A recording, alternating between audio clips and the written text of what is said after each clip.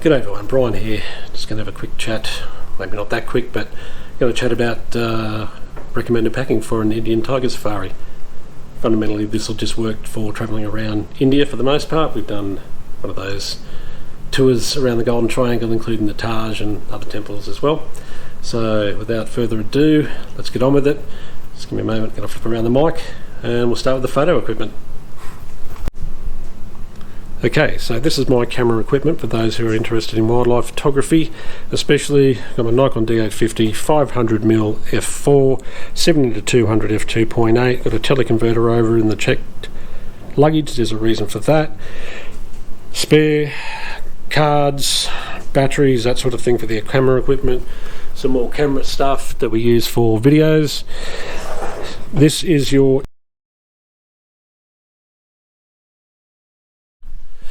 Hey guys, just hold that thought on the plugs. Okay, so the one I was going to show you just before, well, that one is this one. So configuration's right. These are the right shape, but I don't know what happened. We've been here 3 times. We can't find anything else that look like Indian plugs. But I'll show you the true dimensions. So the one that's black is the correct plug for India.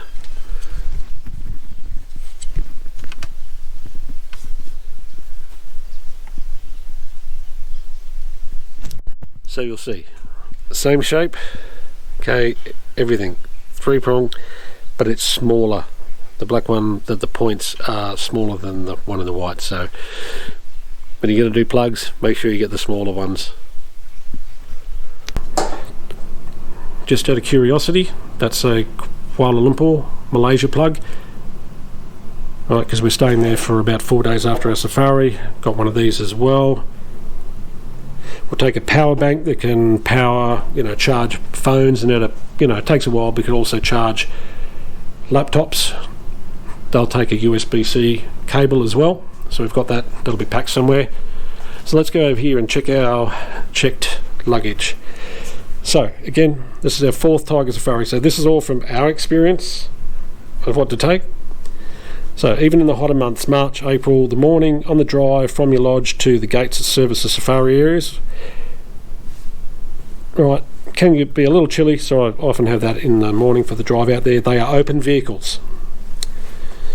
Okay, we're going a little bit earlier this year, so we're going in February, our first time in February, so I've got this fleecy. I've already asked our lodge owner what the temperatures are going to be like. So a fleecy one instead. That other small jacket I can use also to wrap around my camera equipment, stuff like that. Beanie, again, mainly that's for the morning. After whatever, 7 o'clock or whatever, or 6:30, you won't need that. Fingerless gloves, again, for the drive out there, in case it's a bit cool. And I couldn't recommend these things highly enough. Right, these are these things that go over your head, and you can they cover your neck, your mouth and your nose. The dust won't just get on your camera equipment or your phone. It's everywhere, and these are a lifesaver because they will go up. You're following vehicles, it'll go in your nose, up your mouth, you blow your nose, it'll be brown from dust. Right, that there. Got a poncho as well that can be used, obviously, if probably is very unlikely to rain, but also can be used just to keep a little bit warm earlier on or cover up photographic equipment. Okay, as I said, I've got my teleconverter in here. So one of the major things about parks in India, when you're flying there, it's often the smaller airlines like Indigo or SpiceJet. Their checked luggage allowance is 15 kilos.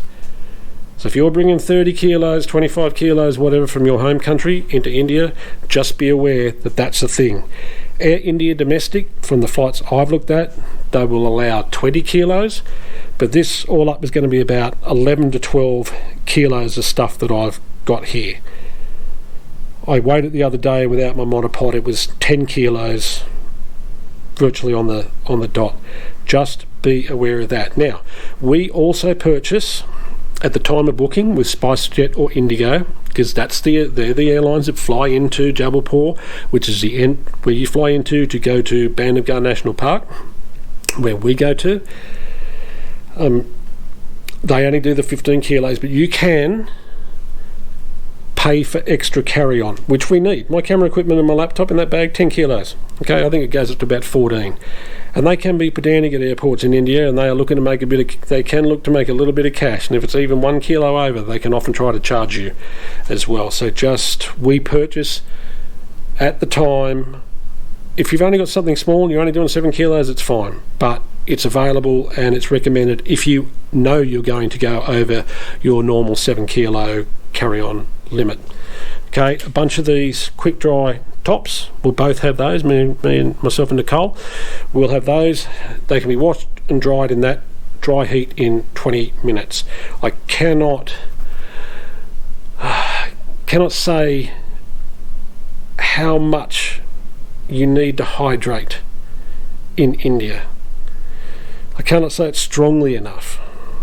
It is a sneaky heat. It can feel hot, but you do not sweat. It's so dry.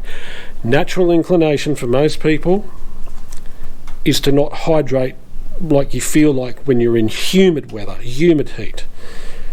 So just be aware of that. Super important to hydrate, especially on the morning drives. You sometimes not back to like almost 10:30, 11 o'clock. By then it could be well over 40 degrees.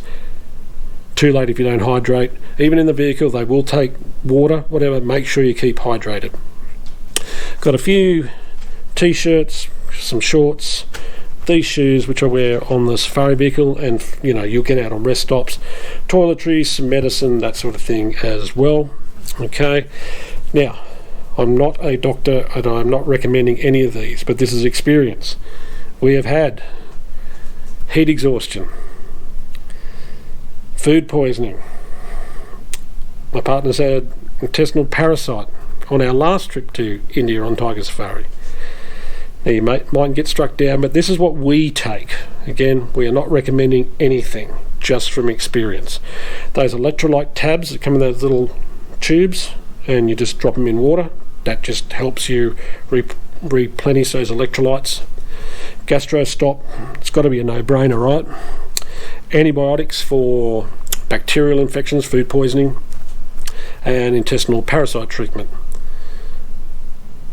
You're not necessarily going to be anywhere near a hospital, and if you feel something going on, or if we feel something going on, we can just jump in and start treating ourselves. They're all prescription meds, so we've gone to the doctor to get this stuff for these very purposes. But we can start getting into it, because we've had experiences where you're out of commission on safari for 2 days, could potentially be 3 days with any of these almonds, and it can just ruin your whole safari experience. Anyway, that's what we do. Now, last but not least, what am I doing with crayons? Well, most of the camps and lodges in India support local community projects. Well, it could be a local school or a creche or a local business. So reach out if you are so inclined. We know from our experience, our camp, our lodge we've been to before in Bandhavgarh, Tiger Garh, the owner, he has a couple of NGOs that he runs locally.